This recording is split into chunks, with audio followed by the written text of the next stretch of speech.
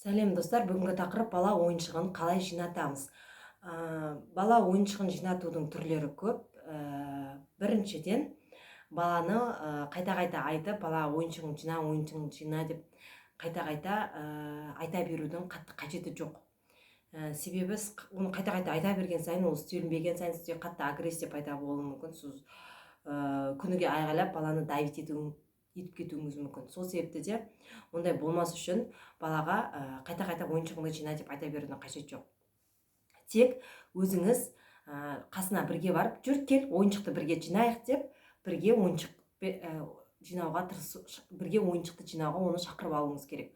Яғни өзіңіз ойыншық жинап жүресіз, кел ойыншықты бірге жинайық деп балаңызды қасыңызға тартасыз. Сол кезде сіздің жинап жүргеніңізді көріп, бала енді ата-ана баланың айнасы дейді ғой, сол себепті де бала ата-ананың айнасы дейді ғой, сол себепті де ол сіздің қасыңызға келіп, бірге сізбен ойыншық жинасып кетуі әбден ықтимал. Негізі ойыншық жинатуды 3 жасқа дейін үйреткен дұрыс болады. 3 жастан кейін ол кішкене жинағысы келмей, ол осы уақытқа дейін істеуге жоқпын ғой деген секілді сондай дүние ойлар пайда болуы мүмкін. Не үшін менің жинауым керек, осы уақытқа дейін істемедім ғой деген секілді. Сол себепті де после 3 поздно деп айтып жатады ғой. Сол себепті де 3 жасқа дейін бала өзінің ойыншығын өзін жинатуға үйретуіміз керек. Ол үшін өз баланы шақырып аламыз, кел бірге жинайық, ойыншықтарыңды былай жинаймыз, былай қоямыз деп, жаңа өзіңіз бірге жинассаңыз, бала бұған тезірек үйренетін болады. Сосын өсіп бірге жинасқаннан кейін балаға бұл әдет болып қалады да, сіз үйді жинап жүргенде балаға ойыншығыңды жина деп айтсаңыз, ол да барып ойыншығын жинап кетуі әбден ықтимал. Осы бір күшті метод жұмыс істейді. Осылай жаңа балағына ойыншығын жината алады екенсіз.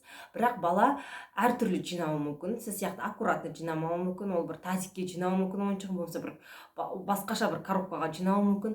Бірақ ол кезде баланы ұрсудың, яғни айғайлаудың қажеті жоқ балаға, себебі бала қалай жинай алды, солай жинады. Баланың ісі шала демекші, бала шала жинаса да жинады. Оның бір жетістігі, ол жинаған жетістігі.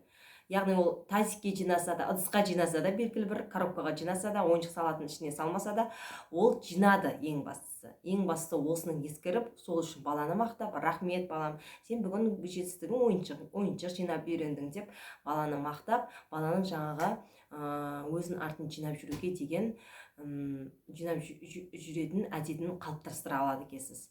Міне, тек осылай қалап баланы ойыншық жинатуға үйретеміз. Ол үйтіп шала-шала құлай жинағанымен, уақыт өте келе, ол өзінің ойыншықтарын дұрыстап, аккуратно жинауды үйренетін болады. Сол себепті бұған біраз уақыт керек, шыдам керек. Бала қалай жинаса да жинайды әйтеуір, соған біз ата-аналар риза болуымыз керек екен. Достар, видео ұнаса менің арнама міндетті түрде жазылыңыздар. Ұнаса лайк басыңыздар, сұрақтарыңыз болса қойыңыздар, мен сіздерге міндетті түрде жауап беремін. Көргендеріңізге рахмет.